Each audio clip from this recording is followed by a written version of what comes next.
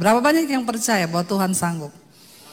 Ya, kalau kita percaya baru saya sampaikan, karena dengan iman semua bisa terjadi. Kita buka hati dan tangkap sesuatu dari firman Tuhan, karena ketika saudara merespon firman, sejauh mana engkau meresponi firman Tuhan, sejauh itu firman itu terjadi dalam hidup kita. Ya, tapi kalau saudara itu dengar firman sambil, habis ini makan apa ya? Ya saudara nggak dapat apa-apa. Tapi kalau saudara datang di sini dan berkata, Tuhan, dari firman yang aku dengar hari ini, aku percaya akan mengubah hidupku, maka itu akan terjadi. Amin. Saudara, ada satu kisah di Alkitab ya tentang Esther. Saya juga mendengar Pak Lukas sedang mencanangkan untuk bulan ini menjadi bulan berpuasa. Satu hal yang kita tahu dari kisah Esther itu yaitu tentang apa saudara? Yang lain tahu enggak? Esther itu tetangga saya, Bu. Ya, siapa tuh Esther? Di Alkitab? Ya, haleluya saudara. Ya, saya tuh kadang suka sedih loh lihat orang Kristen tuh banyak yang tidak tahu kisah dalam Alkitab.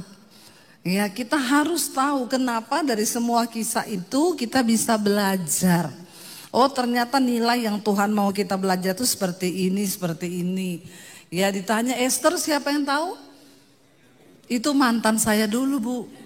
Namanya Esther. Ya, bertobat saudara. Kita tahu dari kisah Esther yaitu tentang berpuasa. Berapa lama Esther puasa? 3 hari 3 malam tanpa makan, tanpa minum. Ya, silakan kalau saudara mencoba, ya. Ya kalau Tuhan suruh, kalau enggak juga jangan ya. Nanti malah kerasukan saudara. Saudara, di dalam kitab Esther ini ada satu cerita di mana Esther ini adalah seorang, dia berkebangsaan Yahudi dan pamannya itu adalah Mordekai. Mordekai ini merawat Esther karena dia yatim piatu. Mama papanya sudah mati. Dan mereka ini dulu dibawa dari, ya sebenarnya dia adalah suku Benyamin. Dibawa ke pembuangan di Babel ketika bangsa Israel ya mendapat penghukuman Tuhan, terpaksa mereka dibuang di Babel. Dan pada saat itu ya Raja Ahasiweros itu permasyurinya yaitu Ratu Wasti dihukum mati. Kenapa? Karena pada waktu raja panggil, Wasti ini tidak mau datang. Dan hukumannya walaupun dia permasyuri atau ratu, kalau dipanggil oleh raja tidak mau datang, maka dia harus mati. Ketika Ratu Wasti mati, raja ini ya kesepian, gundah gulana. Ya, lalu orang-orang di bawahnya raja berpikir, kita ini tidak bisa loh biarin raja kita ini gundah gulana tanpa ratu. Jadi sebaiknya kita carikan pengganti. Memang laki-laki itu tidak tahan hidup lama-lama sendiri. Ya enggak bapak-bapak? Hello, kalau istrinya mati pasti pengen. Kok ibu-ibu yang jawab? Ibu-ibu jawab kawin, ya. Tapi itulah enggak apa-apa ya, namanya juga laki-laki ya. Tapi berdoa, harus cari yang terbaik ya supaya. Kok amin? Kok ibu-ibu amin semua ya? Pengen mati semua. Oh ternyata setelah saya melihat begini, ini ibu-ibu yang janda sudah tidak punya suami semua, makanya mereka bilang amin. Ternyata ibu-ibu yang pengen, nah ya kawin lagi. Jangan ya, kalau ibu-ibu itu perempuan itu kadang lebih banyak janda daripada duda. Kenapa saudara? Karena perempuan itu lebih tahan, dia hidup sendiri, suaminya mati dia nggak kawin lagi. Tapi bapak-bapak ya istrinya mati pengen cepet-cepet. Ibu-ibu lagi yang jawab kawin ya. Sampai ada saudara bapak-bapak di Manado sana, bukan di sini ya. Tiap hari dia ke kuburan istrinya bawa kipas angin. Ditanya orang, kenapa Pak tiap hari bawa kipas angin?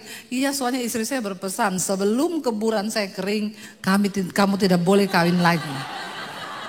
Jadi saya bawa kipas angin supaya cepat. Memang seperti itu ya. Lalu Raja Ahasiweros juga dia merana, aduh kok istri saya akhirnya mati, saya sendiri.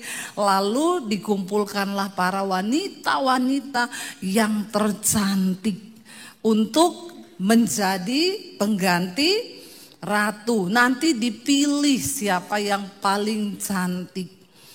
Lalu Esther terpilih salah satunya, saudara. Tapi Mordekai bilang begini, nanti kamu jangan bocorkan identitasmu. Jangan bilang kalau kamu tuh orang Yahudi. Karena kita ini bukan lagi di negara kita sekarang. Jadi diam-diam aja. Tiba-tiba saudara, raja ini mengangkat seorang menjadi kepercayaan raja. Namanya itu Haman. Haman adalah seorang yang gila hormat, gila jabatan, tukang cari muka dan mata duitan. Di sini tidak, insya Allah.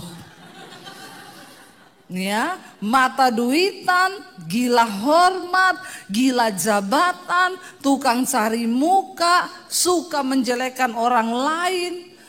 Ini saudara orang macam begini. Aduh ya, memang ya kalau dibaptis harus dicelupin selama 15 menit. Biar dia buka mata langsung di rumah Bapa di sorga. Orang model begini karakternya, yang dia akan dapatkan pasti adalah kebinasaan. Satu kali ketika raja mengangkat jabatannya dan memberikan dia pangkat yang tinggi, lalu raja berkata, semua harus hormat kepada Haman. Satu kali Haman masuk ke istana raja. Semua langsung menunduk dan hormat kepada dia. Kecuali Mordekai. Waktu Haman lihat Mordekai tidak tunduk menyembah dia. Dia langsung cari tahu siapa dia. Orang kalau gila hormat, tidak dihormati. Maka dia segera akan menghancurkan hidup orang lain. Dalam hidup kita sehari-hari pun kita akan menemukan hal-hal yang seperti ini. Ya, bisa jadi teman kita nusuk dari belakang. Ya, kalau nusuk itu selalu kalau dari depan itu perang. Ya, tapi namanya pengkhianat itu nusuk dari belakang. Tapi Tuhan akan izinkan itu terjadi. Karena memang kita ini masih hidup di dunia, ya. Mau dimanapun, di dunia bisnis, pekerjaan, bahkan di dalam pelayanan pun ya Pak Lukas ya. Ada yang begitu ya Pak? Oh banyak kata Pak Lukas. Pengalaman ya Pak. Kita 11-12 ya Pak. Banyak saudara, mau dimanapun. Setan bekerja. Justru bukan di tempat-tempat yang ngeri. Saya di Semarang diajak teman pergi ke kuburan. Kuburan suaminya yang sudah lama meninggal. Lalu ada bapak-bapak datang. Saya tanya siapa Bu? Dia penjaga kubur Bu di sini. Oh iya. Saya tanya Pak sudah berapa lama kerja jadi penjaga kubur? Ya sudah 29 tahun Bu. Bapak ini kerja atau hobi ya? 29 tahun Pak, lama amat ya Pak. Iya Bu. Pak saya mau tanya Pak, 29 tahun Bapak jadi penjaga kubur. Bapak pernah lihat setan enggak? Belum pernah tuh Bu, sekalipun belum pernah, belum. Bapak sering malam-malam ada di kuburan, seringlah Bu. Dia bilang, tapi saya belum pernah lihat setan. Saya bilang, memang benar setan itu enggak ada di kuburan. Ya, setan adanya di mana? Di gereja katanya ya. Ternyata banyak setan di gereja ya. Oh haleluya ya. Tapi saudara pastikan sebelah kanan kirimu tidak ada setan. Ya semuanya adalah anak Tuhan, amin. Memang benar setan tidak ada di kuburan. Setan itu bekerja nomor 1 di gereja. Kenapa? Karena dia tidak mau saudara dekat dengan Tuhan. Dia tidak mau saudara karakternya diubahkan. Jadi banyak setan. Ya, dan Ketika saya ngobrol-ngobrol, oh iya benar ya. Jadi saudara, kita akan menemui orang-orang yang seperti Haman ini di sekeliling kita. Yang ingin membunuh karir kita, ingin membunuh pekerjaan kita, ingin membunuh pelayanan kita, ingin membunuh siapapun saudara. Ada orang-orang begini. Ketika dia melihat Haman tidak tunduk kepada dia, kita buka bersama Ester pasal yang ketiga, ayat yang ke-5 sampai ayat yang ke-6. Ester 3 ayat 5 dan ayat yang ke-6 saudara. Firman Tuhan di sana berkata begini. Ketika Haman melihat bahwa Mordekai tidak berlutut dan sujud ya kepadanya, maka sangat panaslah hati Haman. Cuma karena tidak berlutut, tidak hormat. Hatinya jadi ini kasihan deh ya. Ngapain saudara? Tapi tanpa kita sadari itu terjadi dalam hidup kita. Kenapa banyak orang mau cerai? Karena engkau berkata harusnya istriku tuh begini. Harusnya suamiku tuh begini. Harusnya kalau aku pulang tuh dia begini, begini, begini. Lalu kalau tidak terjadi seperti yang kita mau, maka panaslah hati kita. Iya Pak ya. Sebenarnya kita juga punya benih-benih roh dari Haman ini. Yang kepengen dihargai, ya kepengen dihormati, yang kepengen berbuat begini, yang kepengen dilakukan begini. Lalu kalau tidak terjadi kita marah. Karena kenyataannya tidak sesuai dengan ekspektasi kita. Haman jadi panas hatinya saudara. Cuma gara-gara ya Mordekai tidak tunduk dan tidak hormat. Ini orang gila hormat saudara. Ya nggak perlulah saudara ya. Kita ini mau dihormati kayak apa juga ngapain ya. Makanya orang macam begini gila jabatan, gila hormat ya pasti suka cari muka. Ya padahal sudah punya. Lalu jadi bermuka. Ya bermuka dua, muka kok dua, muka satu aja susah rawatnya apalagi dua. Makanya jangan suka cari muka. Mari kita sibuk cari muka sama Tuhan. Itu yang paling enak, luar biasa saudara. Ketika kita cari muka sama Tuhan, kita dapat perkenanan Tuhan. Cari muka sama manusia ngapain? Ya nggak perlu saudara. Ketika dia melihat bahwa Mordekai tidak sujud menyembah, panaslah hati Haman. Bapak-bapak, jangan kau suka hatimu panas. Sama istri panas, sama anak panas. Di gereja saja kelihatan luar biasa nyanyi, nyembah, pulang di rumah marah-marah terus. Itu pasti kau ditunggangi roh kuda merah. Apa itu di Alkitab dibilang roh kuda merah itu? Roh pencabut damai sejahtera. Kalau dia datang damai sejahteranya orang hilang. Itu artinya kau punya roh kuda merah ya kayak Haman ini. Jadi ibu-ibu kalau ada suamimu marah-marah, ngomong saja kau itu punya roh kuda merah. Baca kitab Wahyu. Ya kalau pulang damai sejahteranya hilang. Tetapi dikatakan di sana Haman itu menganggap ya dia menganggap dirinya terlalu hina untuk membunuh hanya Mordekai saja. Karena orang telah memberitahukan kepadanya kebangsaan Mordekai itu orang Yahudi. Jadi Haman mencari ikhtiar untuk memusnahkan semua orang Yahudi. Yakni bangsa Mordekai itu di seluruh kerajaan Ahasiweros. Dia tahu mereka ini pendatang. Mereka ini hanya pendatang. Ya. Jadi dia mencari ikhtiar jahat. Kalau cuma bunuh dia rugi.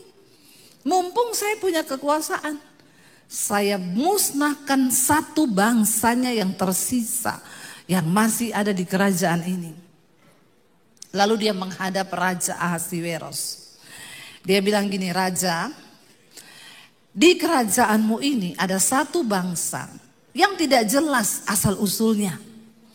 Dan mereka itu tidak mau tunduk sama aturan raja. Mereka tidak mau tunduk sama hukum.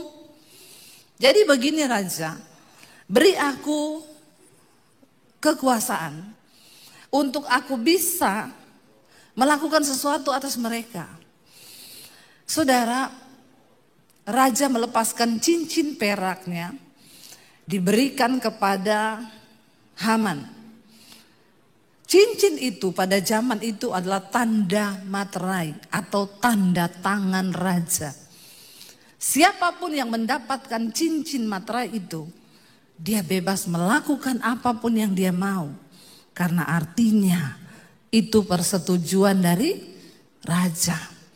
Lalu dia mulai buat surat, bersiap-siap semua orang Yahudi yang ada di dalam kerajaan Raja Ahasiweros akan dibunuh semuanya, harta kekayaannya akan dipersembahkan menjadi milik negara. Lalu ketika Mordekai mendengar hal itu, semua orang Yahudi yang ada pada waktu itu di kerajaannya Ahasiweros, mereka berduka, mereka ketakutan. Coba kita bayangkan kalau itu terjadi pada kita saudara. Tiba-tiba ada satu hukum yang berkata bahwa semua yang bukan warga negara akan dimusnahkan. Bagaimana perasaan kita? Ya kalau kita membaca Alkitab, mari kita merenungkan bahwa coba kalau itu terjadi kepada kita. Maka pasti akan ada kesedihan yang besar. Dan ini masalah yang lebih berat daripada semua masalah. Ini adalah nyawa taruhannya. Lebih daripada dikejar debt collector toh. Iya toh, kalau dikejar debt collector kan masih bisa hidup kita toh. Ya walaupun nipu-nipu ndak ada lagi pergi atau kemana. Tapi ini negara yang mengeluarkan aturan. Ketika itu Mordekai pakai kain kabung, dia datang ke depan pintu istana raja. Lalu orang bercerita kepada Esther, ada Mordekai di depan istana pakai baju kain kabung. Esther bilang, cepat berikan baju kepada dia. Tidak boleh ada seorang pun yang pakai kain kabung berdiri depan pintu istana. Nanti akan dihukum mati. Lalu orang datang memberikan baju dan Esther bilang, tanya sama Mordekai, ada apa? Kenapa dia pakai baju begitu? Lalu Mordekai bilang, sampaikan kepada Esther. Ya, bilang kepada Esther. Kita lihat ayat Esther 4 ayat yang ke-6. Ya, Esther menyuruh Hatah untuk pergi menemui Mordekai di depan pintu gerbang istana. Ayat yang ke-6, Esther 4, lalu keluarlah Hatah mendapatkan Mordekai di lapangan kota di depan pintu gerbang istana raja. Mordekai menceritakan kepadanya segala yang dialaminya serta beberapa banyaknya perak yang dijanjikan oleh Haman akan ditimbang untuk perbendaharaan raja sebagai harga pembinasaan orang Yahudi. Juga salinan surat undang-undang yang dikeluarkan di Susan untuk memunahkan mereka itu diserahkannya kepada Hatah supaya diperlihatkan dan diberitahukan kepada Esther. Lagi pula Hatah disuruh menyampaikan pesan kepada Esther supaya pergi menghadap raja untuk memohon karunia-Nya dan untuk membela bangsanya di hadapan baginda. Esther diberitahu, ini loh, kamu nggak tahu ada undang-undang baru yang dibuat oleh Haman. Bangsa kita akan dibinasakan. Bahkan sudah disediakan ya emas untuk orang-orang yang mau membinasakan orang-orang Yahudi yang ada. Lalu Esther menjawab begini saudara. Ya Esther bilang kepada Hatah, sampaikan kepada Mordekai. Esther 4 ayat 11. Esther 4 ayat 11. Semua pegawai raja serta penduduk daerah-daerah kerajaan mengetahui bahwa setiap laki-laki atau perempuan yang menghadap raja di pelataran dalam dengan tidak dipanggil hanya berlaku satu undang-undang, yakni hukuman mati. Hanya orang yang kepadanya raja mengelurkan tongkat emas yang akan tetap hidup. Dan aku selama 30 hari ini tidak dipanggil menghadap raja. Padahal Esther ini istrinya loh, permaisuri, ratu. Tapi 30 hari nggak dipanggil-panggil. Makanya saya nggak mau jadi ratu. Saya nggak mau menikah dengan raja. Ya bayangkan mau ketemu suami aja tunggu dipanggil. Ya nggak bisa kangen-kangenan sama suami. Ya saya pilih menikah sama hamba Tuhan saja. Mau ketemu kapan saja boleh kan? Mau ngomong apa aja boleh kan? Ya ini saudara, Esther bilang, kamu kan tahu aturan di kerajaan ini, kalau orang gak dipanggil menghadap raja, lalu masuk sendiri menghadap, cuma satu hukumannya apa? Hukuman mati. Kecuali raja mengulurkan tongkat, itu artinya aku mendapatkan perkenanan, maka aku akan hidup. Ya, Esther bilang, bagaimana? Saya ini udah 30 hari loh gak pernah dipanggil-panggil sama raja. Jadi tunggu aja. Lalu saudara, ketika disampaikan kepada orang perkataan Esther itu kepada Mordekai, maka Mordekai menyuruh menyampaikan jawab ini kepada Esther.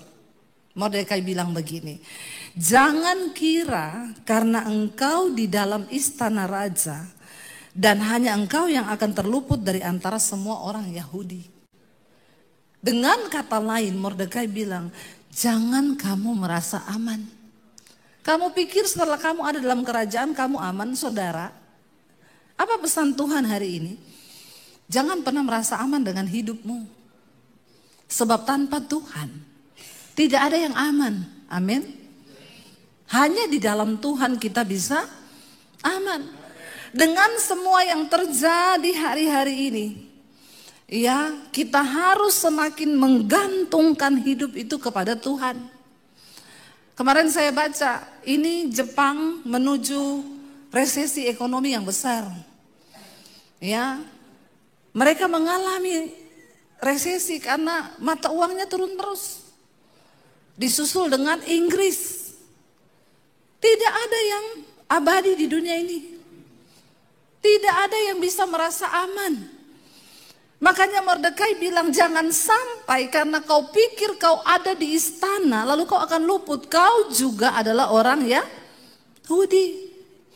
Hidup kita ini hanya dekat dengan Tuhan saja. Aku aman.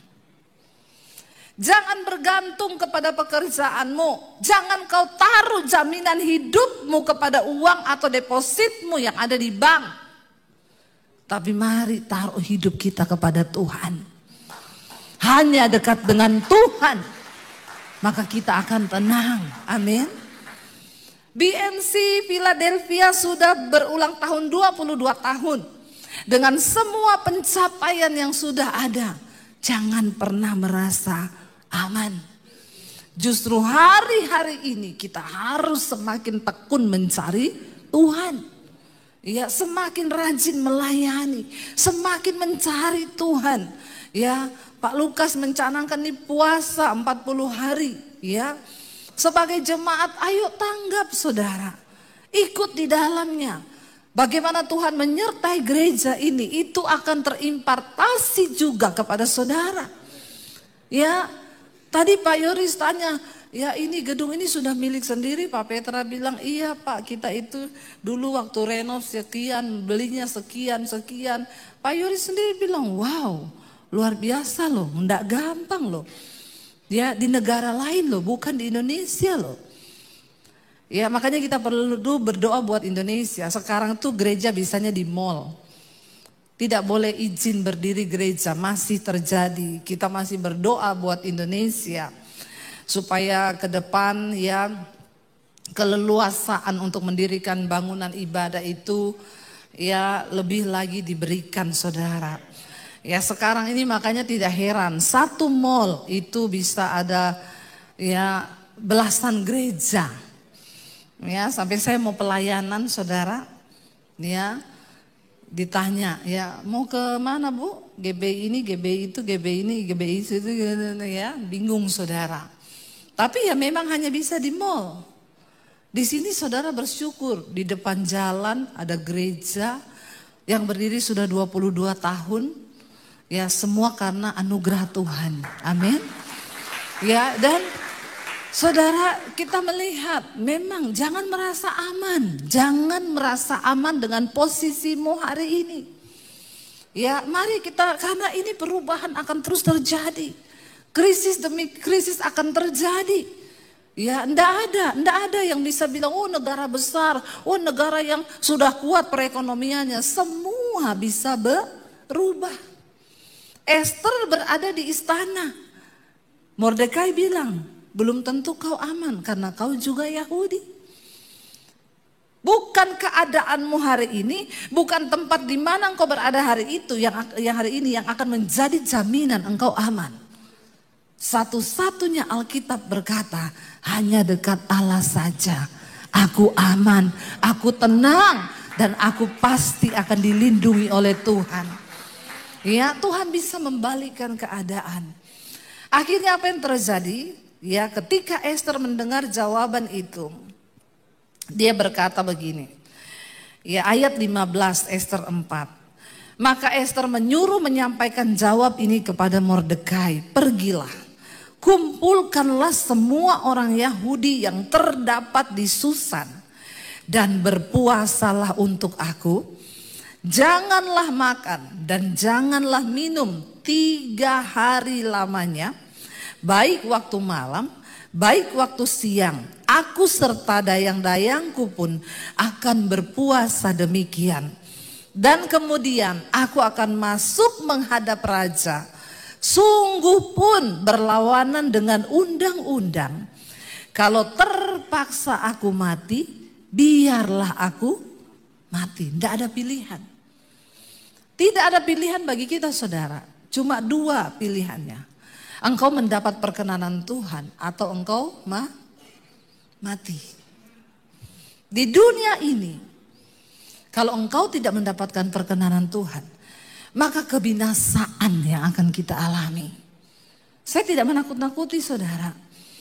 Tuhan adalah satu-satunya sumber segala kuasa yang harus kita andalkan di dunia ini. Saya ini sudah melihat bagaimana Tuhan bekerja.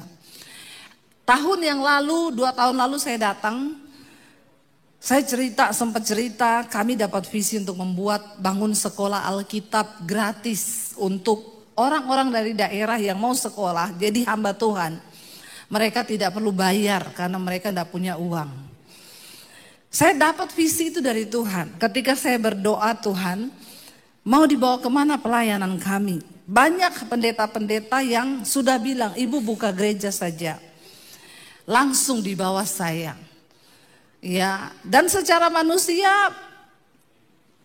itu jaminan yang baik karena beberapa hamba Tuhan yang sudah cukup punya nama. Tapi saya berkata, saya berdoa ya Pak, karena bagi saya mengikuti kehendak Tuhan itu yang terbaik bagi hidup saya. Bukan jaminan didukung oleh A, oleh B, oleh C. Kehendak Tuhan itu yang terbaik buat kita. Lalu saya berdoa, Tuhan itu ngomong secara pribadi, di akhir zaman nanti tuaian itu banyak, tapi penuainya sedikit. Jadi kamu jangan buka gereja, tapi persiapkan para penuai. Saya bilang, Tuhan, persiapkan penuai itu bagaimana caranya ya? Ya, siapkan hamba-hamba Tuhan, siapkan orang-orang yang mau jadi hamba Tuhan. Lalu saya dapat visi untuk bangun sekolah. Di satu sisi yang lain bikin seminar hamba-hamba Tuhan di desa. Jadi kami bergerak, saudara. Ya, puji Tuhan, Tuhan pertemukan beberapa teman di Indonesia. Kami setiap bulan itu bikin seminar hamba-hamba Tuhan di daerah, di Toraja, di Tentena, di Poso. Ya, terkumpul 1.500 pendeta. Ya, kami datang ke sana, itu memang benar-benar pelayanan menabur. Kami bayar tiket sendiri, bayar hotel sendiri, tidak dapat PK, malah kadang bawain handphone buat yang gak punya handphone. Dulu Pak Lukas juga sama Pak Petra pernah ikut. Bahkan kami beri motor kepada hamba-hamba Tuhan yang gak punya motor untuk pelayanan di daerah. Ya itu yang kita lakukan. Saudara tahu, di dalam seminar itu kami mendengar curhatan pendeta-pendeta desa ini. Mereka gak bisa makan. Ya ada yang waktu di seminar itu hadirat Tuhan lagi kenceng. Lalu ada satu teman saya, kami pembicara berapa orang, dia tiba-tiba ngomong, ada di sini hamba Tuhan yang Tuhan bicara, engkau mau bunuh diri. Dalam hati saya begini, ngawur dia ini. Gak mungkin lah pendeta mau bunuh diri. Masa ada pendeta mau bunuh diri? Saudara, maju 6 orang nangis tersungkur. Ternyata benar ada pendeta yang mau mengakhiri hidup karena gak kuat di pelayanan. Pendeta yang saudara lagi jatuh dalam perselingkuhan, maju nangis, saudara, ada ternyata. Itu yang Tuhan bicara kuat bagi kami, persiapkan para penuai. Itu sudah kami lakukan beberapa tahun ini. Lalu Tuhan itu suruh saya bangun sekolah. Saya bilang, Tuhan, bangun sekolah. Pertama, saya ini bukan orang pintar. Ya, saya ini bukan master MT. Ya, enggak loh. Saya juga bukan orang kaya. Tapi kalau Tuhan suruh ya oke, Tuhan saya percaya. Kami dengan suami jalan saudara ke daerah Tawangmangu cari tempat. Memang kami sengaja cari di daerah pegunungan yang dingin jauh dari kota. Karena pendeta itu memang harus di bawah gunung sana ya. Supaya dekat dengan Tuhan. Ya, kalau dekat dengan kota ke mall terus hedon nanti ya. Jadi kita sengaja cari daerah sana. Kami keliling-keliling, dapat harganya cocok tanah, izinnya susah. Dapat yang izinnya gampang, harganya mahal. Saya putuskan dengan suami, kita balik aja ke Jakarta yuk. Nanti kita balik lagi. Beberapa kali kami balik loh, untuk sebuah visi Tuhan. Lalu satu kali saya bilang, Tuhan kami sudah berusaha ya.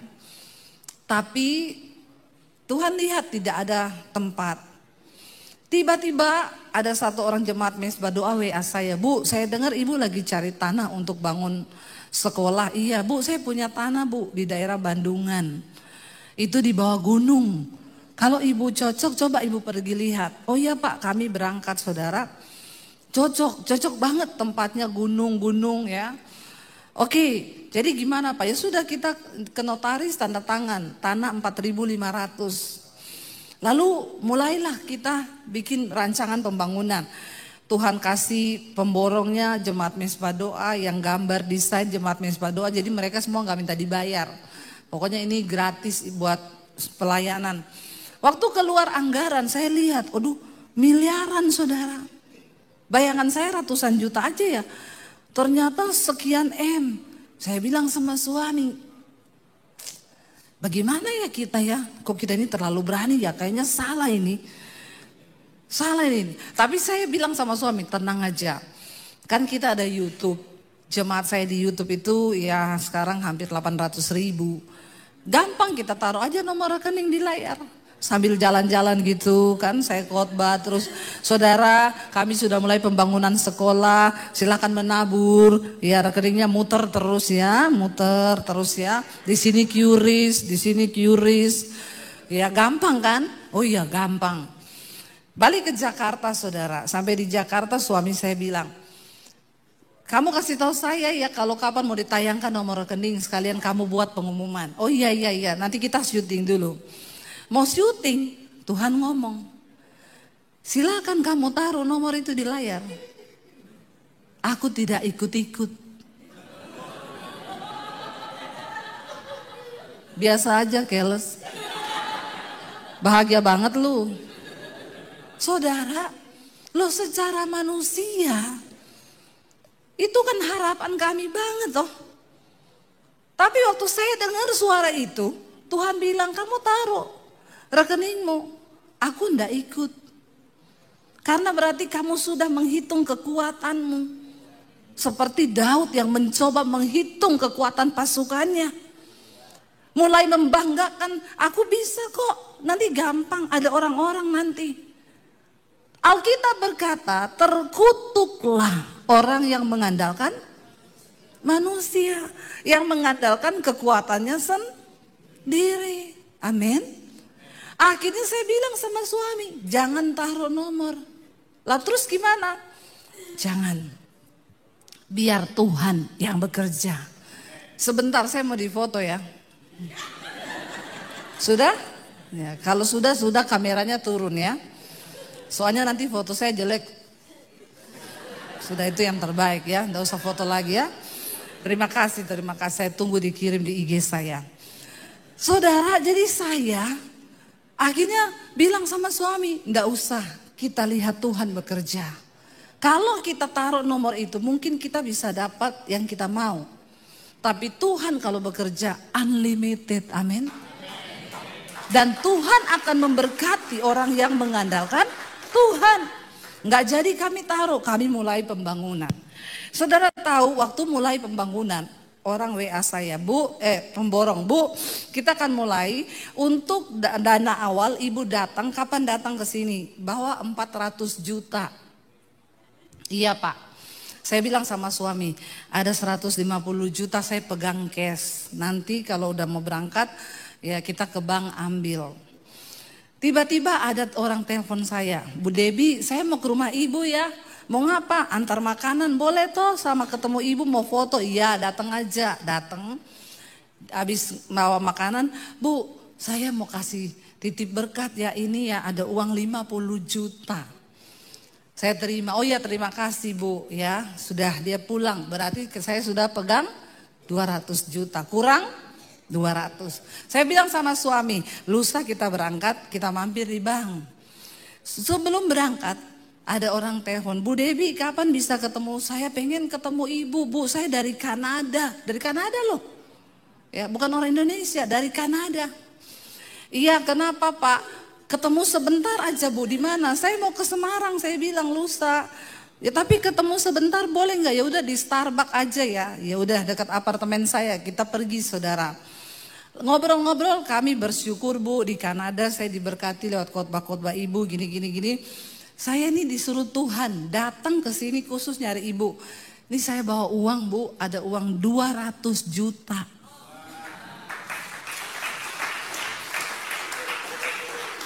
Tuhan suruh saya kasih. Saya tuh kaget Tuhan. Tuhan bilang iya karena kau gak pasang rekening. Kami berangkat saudara. Pembangunan semua berjalan, kami terkaget-kaget. Ada orang WA, Bu sudah ini saya mau sumbang cat, saya ini toko cat. Saya kasih Ian, ini nomor pemborongnya, kamu hubungan sendiri sama pemborongnya. Bu saya ini dari ini mau sumbang semen, mau sumbang ini, ya ini hubungi pemborongnya. Bu ini. Bu saya dari pabrik kasur, Ibu butuh kasur berapa? 100, oke saya datangkan dari pabrik. Jadi itu anak misi saudara, mereka tidur di kasur spring bed dari pabrik masih baru. Lengkap sama bantal guling. Saya bilang jangan dikasih gulingnya, bantal toh. Keenakan mereka. Mau jadi hamba Tuhan di desa, malah peluk-peluk guling. Nanti pada nggak mau lulus semua bertahan di situ semua, nggak mau pulang ke kampung. Enak aja saya dulu tidur pakai dus Indomie.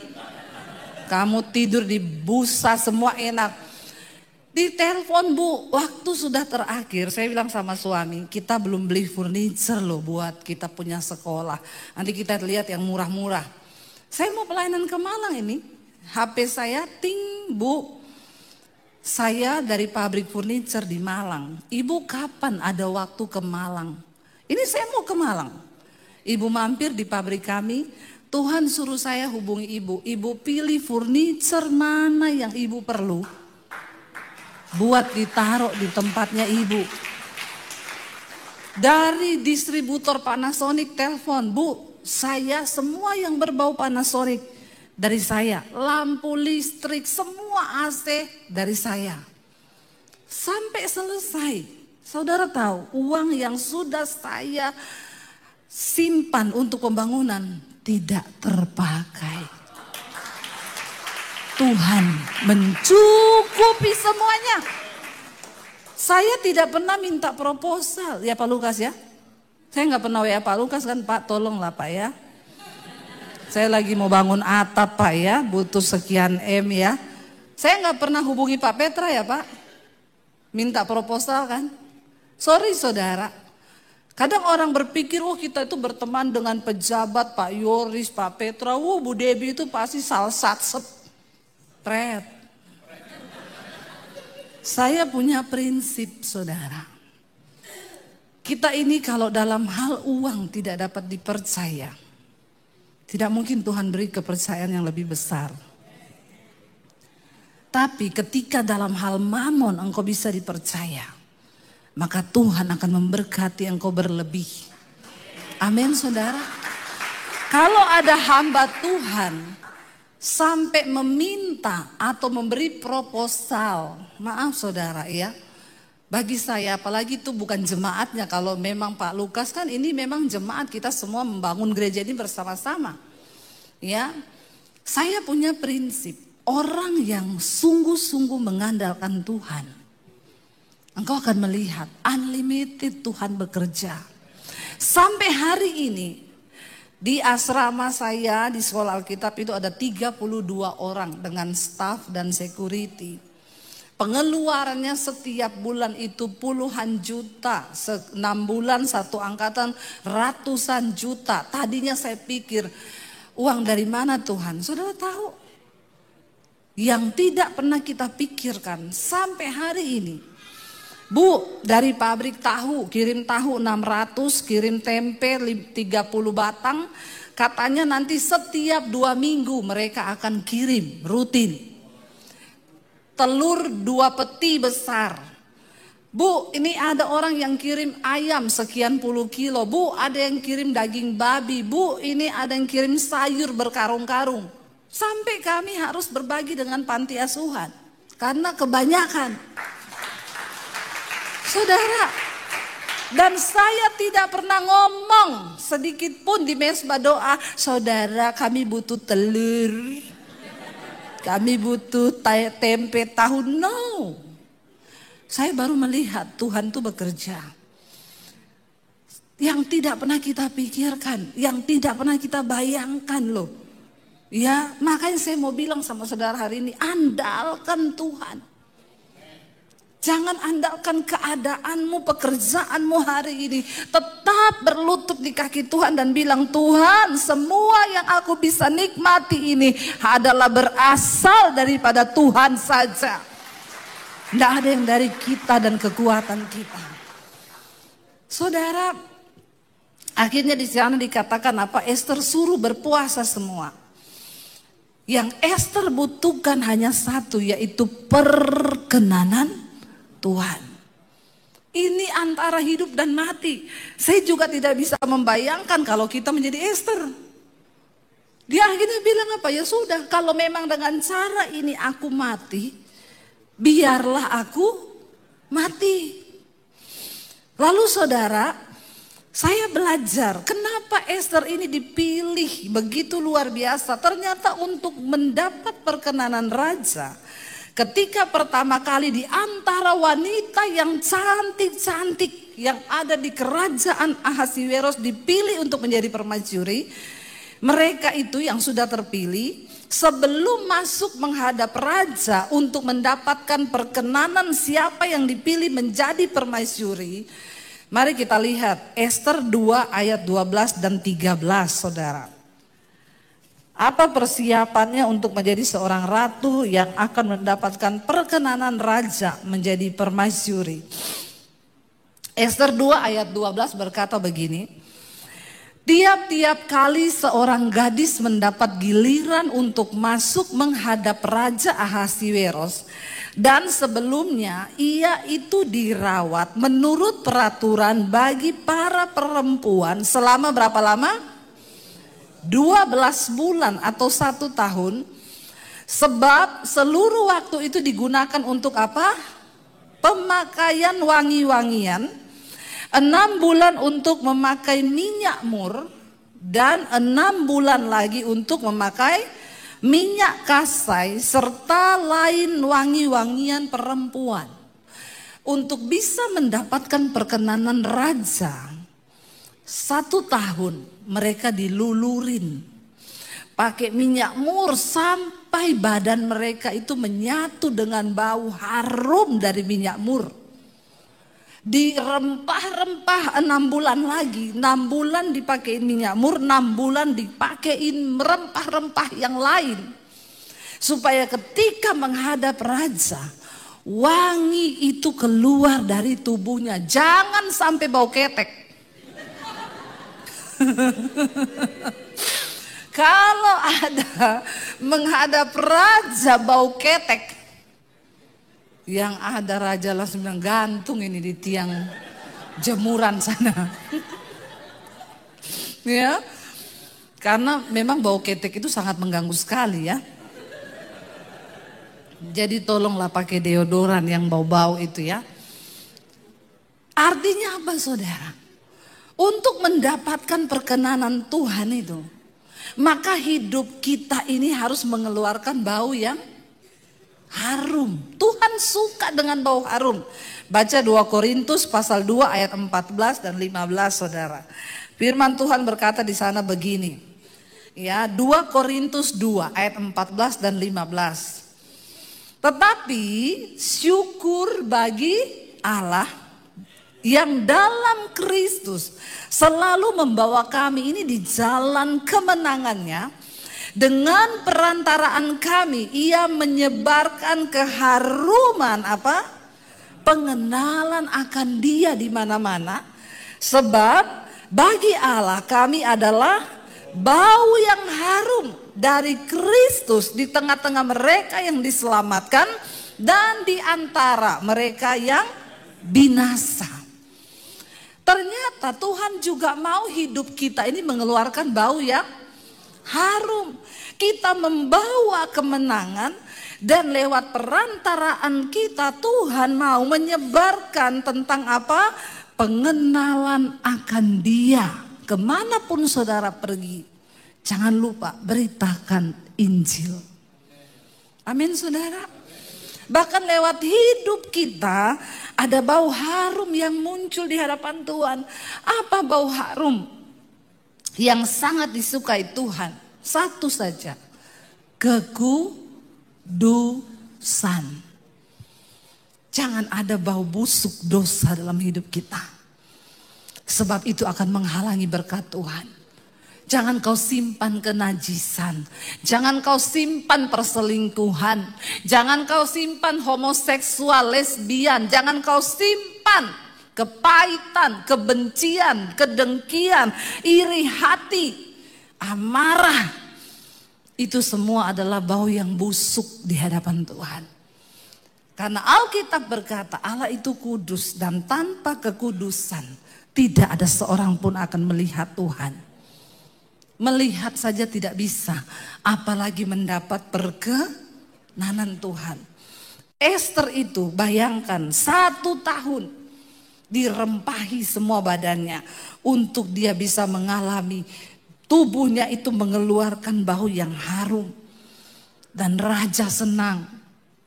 Dan akhirnya saudara, kita tahu kisahnya. Ketika Esther datang menghadap raja, kita lihat saudara, di sana dikatakan Esther 4 ayat 15, ya.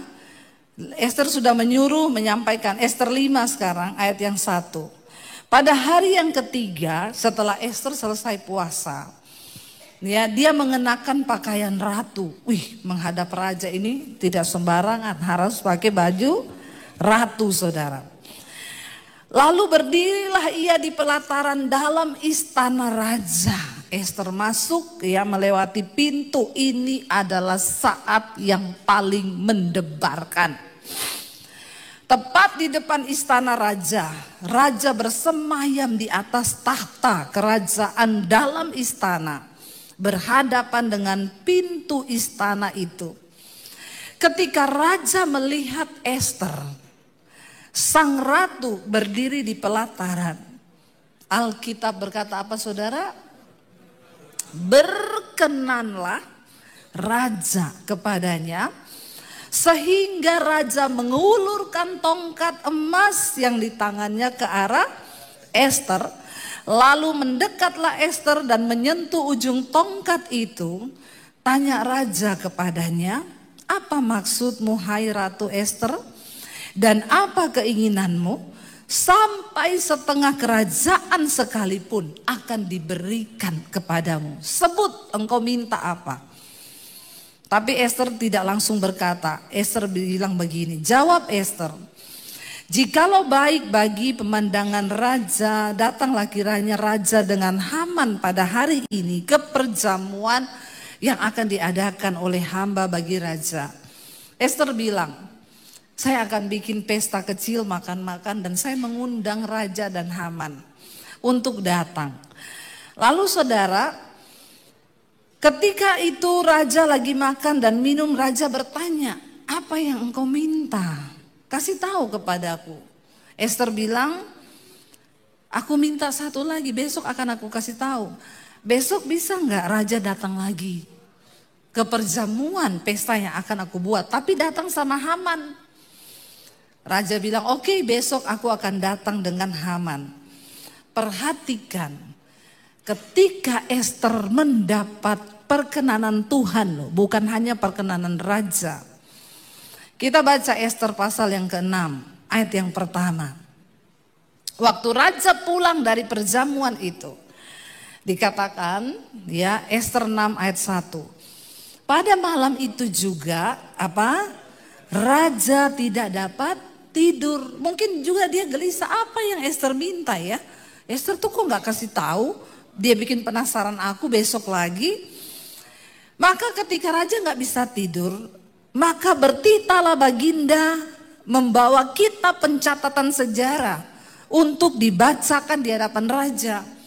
Karena raja gak bisa tidur, dia panggil ajudannya, bawa ke sini yang kitab catatan raja. Tolong kamu baca-baca lagi di depanku. Itu sejarah-sejarah yang terjadi di kerajaan. Dan di situ didapati suatu catatan tentang Mordekai. Ya.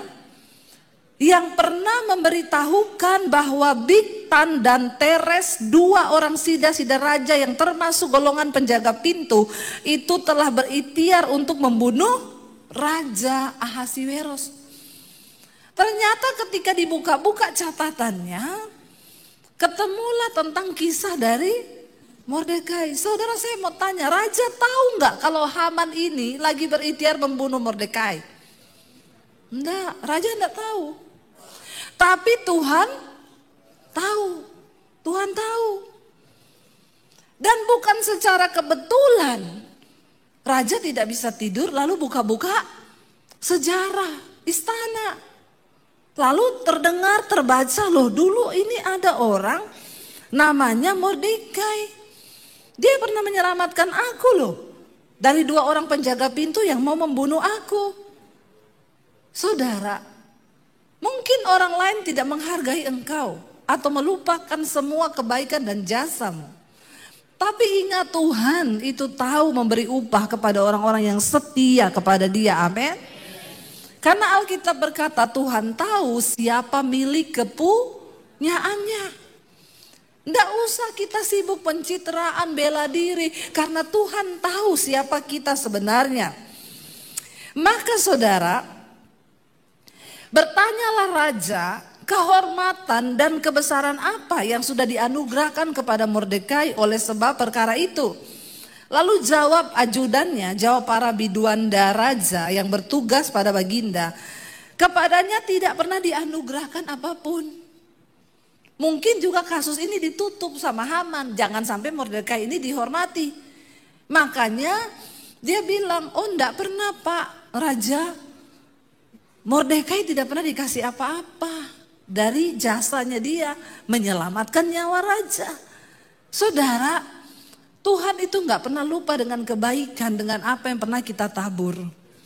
Sekalipun orang melupakannya, bahkan orang memfitnah kita seperti apapun, Percayalah Tuhan mencatat semua benih, taburan air matamu, taburan uangmu, taburan apapun yang kau pernah lakukan. Dia tidak pernah lupa. Saya tuh suka meneteskan air mata. Kalau orang tuh berkata, Bu, saya melihat ibu sekarang ya. Taburan air mata ibu yang lalu itu sekarang Tuhan bayar semuanya. Iya saudara. Dan dia tidak pernah lupa loh dengan apapun yang kita lakukan. Akhirnya dikatakan saudara, dikatakan begini, setelah Haman masuk, tiba-tiba raja lagi dengar kisah itu, Haman masuk. Yang tukang cari muka ini, yang gila jabatan ini. Memang Tuhan tuh tahu meninggikan orang yang rendah hati dan merendahkan orang yang tinggi hati. Tuhan tuh tahu.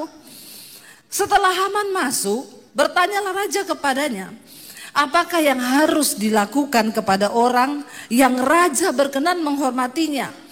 Kata Haman dalam hatinya begini, siapa lagi kalau bukan aku yang akan dihormati oleh raja?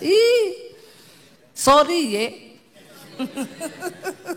Kasihan deh lu. Ya, GR. Ya, dia pikir dia yang mau dihormati raja, saudara. Lalu dia berkata dalam hatinya, ya, siapa lagi katanya dia, ya, yang akan diberi kehormatan lebih dari kepadaku. Oleh karena itu Haman jawab kepada raja mengenai orang yang raja berkenan menghormatinya. Dia bilang dia harus dipakaikan bajunya raja, diberikan kudanya raja, diberikan keretanya raja, bahkan diberi mahkotanya raja. Dan saudara tahu hari itu Haman sudah menyuruh orang membuat tiang gantungan untuk Mordekai yang tingginya 50 hasta. Waktu Tuhan berkenan, Tuhan membalikkan keadaan. Siapa yang akhirnya digantung? Haman. Saudara jangan takut. Waktu kita mendapatkan perkenanan Tuhan, orang boleh mereka-rekakan yang buruk tentang hidupmu, tapi Tuhan sanggup mengubahnya menjadi sebuah rencana yang indah. Bahkan yang tidak pernah kau lihat dengan mata, yang tidak pernah timbul dalam hati, Tuhan sediakan bagi orang-orang yang sungguh mencari Dia. Saya undang para imam musik maju ke depan, saudara, apapun keadaan kita hari ini. Dari cerita Esther, kita belajar bahwa pembalikan keadaan itu terjadi. Kemenangan itu berpihak kepada orang yang Tuhan berkenan. Angkat hatimu pada Tuhan. Serahkan hidupmu kepada Tuhan malam ini. Ini adalah titik balik. Bilang Tuhan, biar malam ini menjadi titik balik hidupku kepada Tuhan. Kami datang Tuhan, memberi hidup kami kepadamu Bapa. Bahwa lidah kami hanya memuji. Yes,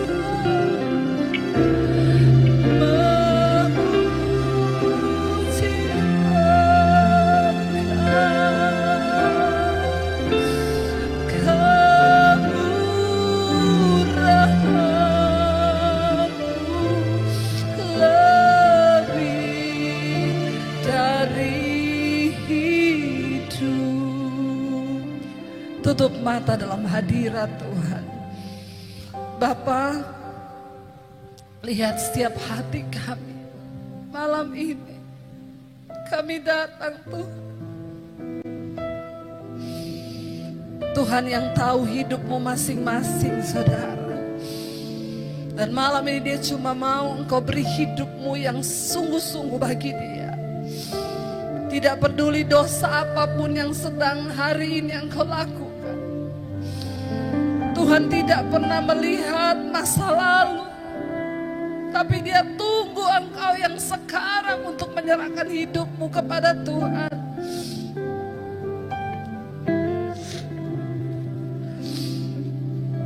Ini hidup kami Tuhan Yesus. Berapa banyak di antara saudara yang mau sungguh-sungguh menyerahkan hidupmu pada Tuhan? Angkat tanganmu di tempatmu, saya akan berdoa. Tuhan, Engkau melihat setiap tangan kami yang terangkat kepadamu Tuhan. Ini kami di atas kota Palangkaraya ini Tuhan. Kami datang menyerahkan hidup kami kepada Tuhan. Biar kemurahan-Mu nyata di hidup kami Bapa.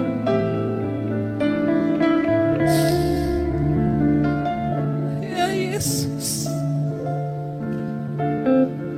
kami tahu malam hari ini surga bersorak-sorai melihat setiap anak-anak-Mu datang menyerahkan hidup mereka kepada Tuhan.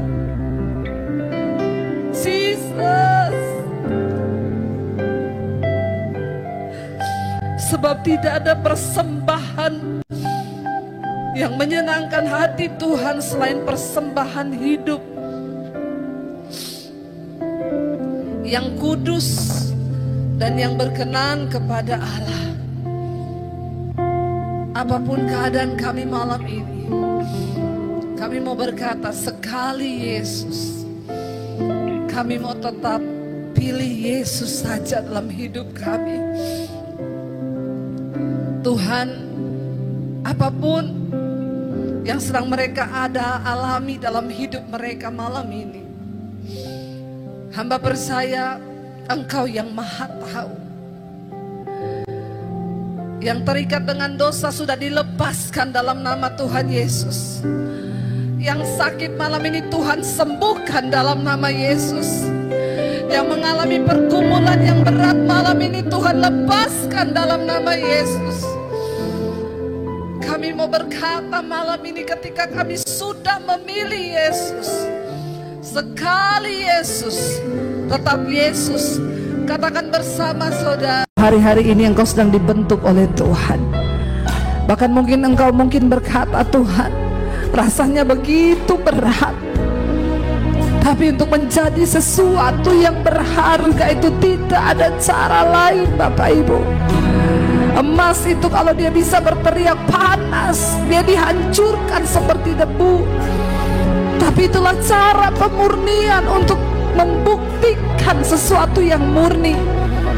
Hari ini mungkin engkau sedang diremukkan, engkau sedang dihancurkan oleh Tuhan. Tapi katakan pada Tuhan, aku rela Tuhan dibentuk oleh Engkau. Biar aku menjadi sesuatu yang mulia di mata Tuhan, sehingga Engkau beri kepercayaan yang mulia. Bentuk hidup kami Bapa, bentuk hidup kami Tuhan. Keluarkan segala sesuatu yang mencemarkan kemurnian iman kami. Mari datang sama Tuhan, bawa hidupmu hari ini dan katakan, bentuk aku Tuhan, proses aku Tuhan. Bilang pada Tuhan, ini hidupku Tuhan. Mari Bapak Ibu suami istri yang kau bergandengan tangan, hari ini juga bilang sama Tuhan, proses kami Tuhan diawali dari rumah tangga kami Bapak. Perbaiki kami di mata-Mu Tuhan. Kalau ada amarah, kebencian, ada sesuatu yang sering kali terjadi, sehingga kami dengan ego kami minta ampun sama Tuhan. Kami mau menjalani setiap proses yang Kau izinkan terjadi dengan hati yang sungguh-sungguh bersatu dalam kasih-Mu Bapa. Kami mau tinggalkan segala dosa-dosa yang dapat mencemarkan kemurnian iman kami.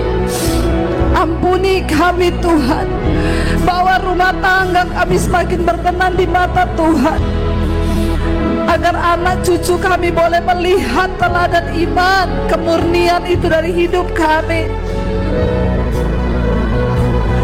Datang pada Tuhan hari ini saudara, dia meremukkan, dia mengasihi engkau, karena dia ingin sesuatu yang berharga keluar dari diri.